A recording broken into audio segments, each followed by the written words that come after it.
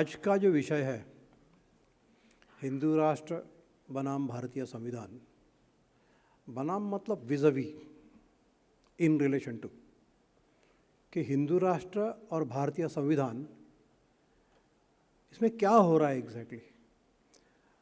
एक बहुत कन्फ्यूजन है लोगों में कि हिंदू राष्ट्र की चर्चा तो हो रही है। आज जो पार्टी सत्ता में है उनकी मातृ संस्था ये हिंदू राष्ट्र की स्थापना के लिए ही स्थापन हुई है। 1926 में जो स्थापना हुई राष्ट्रीय स्वयंसेवक संघ की, उनका उद्देश्य ही हिंदू राष्ट्र की स्थापना था। तो समझ लीजिए कि करीब करीब 100 साल से एक ही उद्देश्य लेके एक ही दिशा में एक क्या बोलते हैं ये संगठन चल रही है। और ज़ीरो से लेके शुरुआत हुई तो 2014 में इस देश की सत्ता हाथ में लेने तक उनकी एक चाल चल रही है। एक सबसे अहम बात यह है, हम लोग ये समझ नहीं पा रहे हैं, अभी भी लोगों में यह समझ नहीं आ रहा है कि भारतीय जनता पक्ष जो है वो तो एक पॉलिटिकल पार्टी है, उनका उद्देश्य सत्ता ग्रहण करना है। उनकी मातृ संस्था का उद्देश्य केवल सत्ता ग्रहण करना नहीं है, सत्ता ये उनके लिए साधन है, साध्य नहीं है। और साधन काय के लिए है? तो हिंदू राष्ट्र बनाने के लिए साधन है। अब सवाल यह है कि हिंदू राष्ट्र माने क्या? कि केवल हिंदू रहेंगे, बाकी कोई नहीं रहेगा।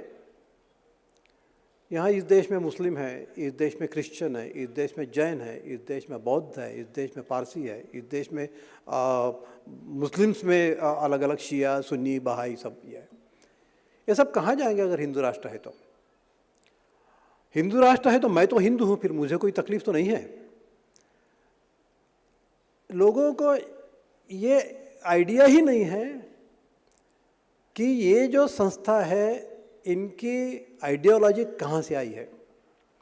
हमको इस मामले में कोई गलतफहमी नहीं होनी चाहिए। आरएसएस की जो आइडियोलॉजी है, डॉक्टर मुंजे साहब ये मुसोलिनी से मिलने गए, इटली का हुकुमशाह, और मुसोलिनी ने जो फैसिस्ट ऑर्गेनाइजेशन खड़ी की थी उसके एग्जैक्टली उसके तौर पर यहाँ पे राष्ट्रीय स्वयंसेवक संघ की स्थापना की गई। तो इसका मतलब यह है कि न उनको संविधान मंजूर है, न उनको आपका तिरंगा मंजूर है। डॉक्टर मुंजे पहले कांग्रेस में थे, कांग्रेस छोड़ के बाहर इसलिए निकले कि कांग्रेस की आइडियोलॉजी में मनुस्मृति को मान्यता नहीं थी, भगवे को मान्यता नहीं थी, हिंदू राष्ट्र को मान्यता नहीं थी, इसलिए बाहर निकले। इसलिए उन्होंने हिंदू महासभा की स्थापना की। तो आज ऐसा है कि आज अगर हिंदू राष्ट्र की स्थापना होती है कल चल के, और होना ही है, अगर हिंदू राष्ट्र की स्थापना होती है तो हम सब कहाँ हैं? ये हिंदू राष्ट्र क्या सनातन धर्म के तौर, इसके क्या बोलते हैं, सनातन धर्म के जो सनातन धर्म ने बताया हुआ रास्ता है उस रास्ते पर बनेगा? तो सनातन धर्म तो हम लोग सुनते हैं भाई, वैदिक धर्म 4,000 साल से पुराना है, वसुधैव कुटुंबकम की बात करता है। वसुधा माने अपनी सारी पृथ्वी, ये सारी पृथ्वी सारी मानव जाति एक परिवार है, ऐसी बात करता है। तो सारी मानव जाति को परिवार मानने वाला, सभी को अपनाने वाला जो सनातन धर्म है मूल, उस सनातन धर्म के तहत अगर ये स्थापना हो रही है हिंदू राष्ट्र की तो स्वागत है। पर ऐसा नहीं हो रहा है। इस हिंदू राष्ट्र की स्थापना हो रही है मनुस्मृति के तहत, जो मनुस्मृति सभी चीज़ों पे बंधन डाल रही है। न स्त्री स्वातंत्र्य मर्हति, स्त्रियों को स्वातंत्र्य नहीं है मनुस्मृति में। उसके आधार पर अगर हिंदू राष्ट्र आता है तो जो 50% आपकी आबादी हो तो गई, स्त्रियों को स्वातंत्र्य नहीं है। फिर ढोल गवार शूद्र पशु नारी ये सब ताड़न के अधिकारी।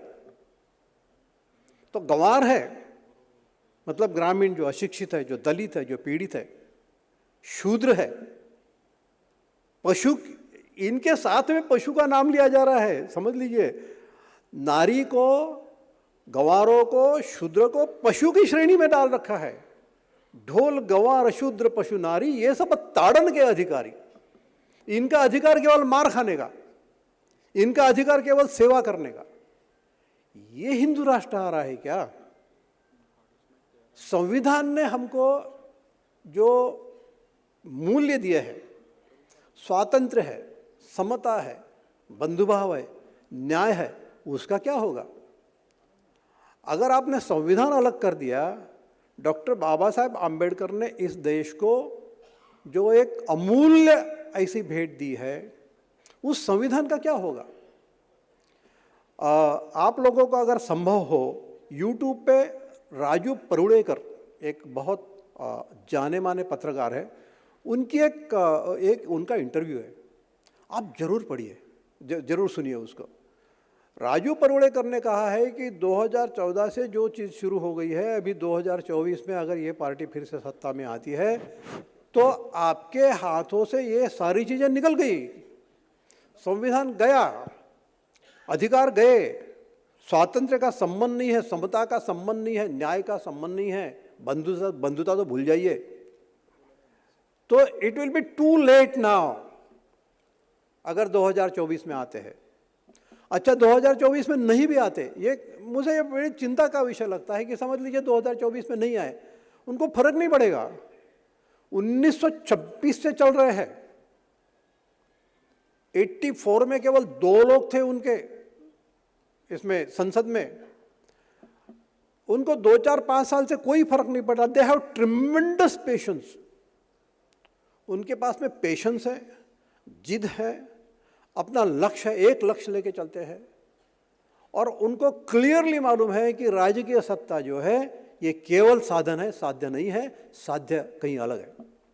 और एक बार अगर इस प्रकार का राज्य यहाँ पर आ गया, इस प्रकार की सत्ता अगर यहाँ पे आ गई, किसी को कोई अधिकार नहीं रहेगा। हम जो स्वातंत्र्य कहते हैं, अभिव्यक्ति स्वातंत्र्य, ये वो सारी सब चला जाएगा, कुछ नहीं रहेगा। इतना ही नहीं, आपको कपड़े पहनने की आज़ादी नहीं रहेगी अपने पसंद के, अपने पसंद के खाने की आज़ादी नहीं, जो तो आज भी नहीं है। वकला को मारा क्यों? उसको बताया गया तेरे घर में गाय का मांस पक रहा है, वो बोल रहा था नहीं है, बकरे का है। अरे बकरे का है, गाय का है, कोई क्या खाता है? ये भारतीय संविधान ने जो स्वातंत्र्य दिया है उसको तो अभी से छीनना शुरू हो गया है। आप अमुक प्रकार के कपड़े नहीं पहन सकते, आप अमुक प्रकार की चीज़ें नहीं खा सकते, आप अमुक प्रकार से शादी नहीं कर सकते, ये तो ऑलरेडी शुरू हो गया है।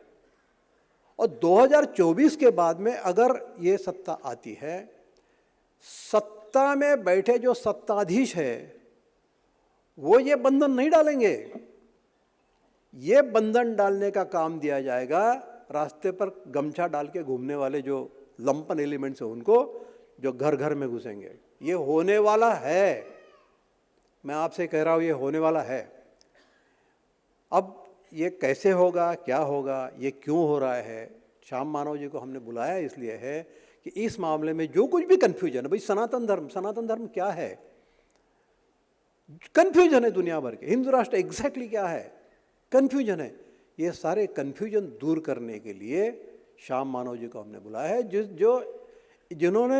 जिनका इस विषय पर एक जबरदस्त अभ्यास है, प्रकांड अभ्यास है, और जो एक एकेडमिक अप्रोच लेके, मैंने ऐसा नहीं कि कहीं गाली गलौज करेंगे या किसी को क्या बोलते हैं अमुक जाति को या अमुक इसको, ऐसा नहीं।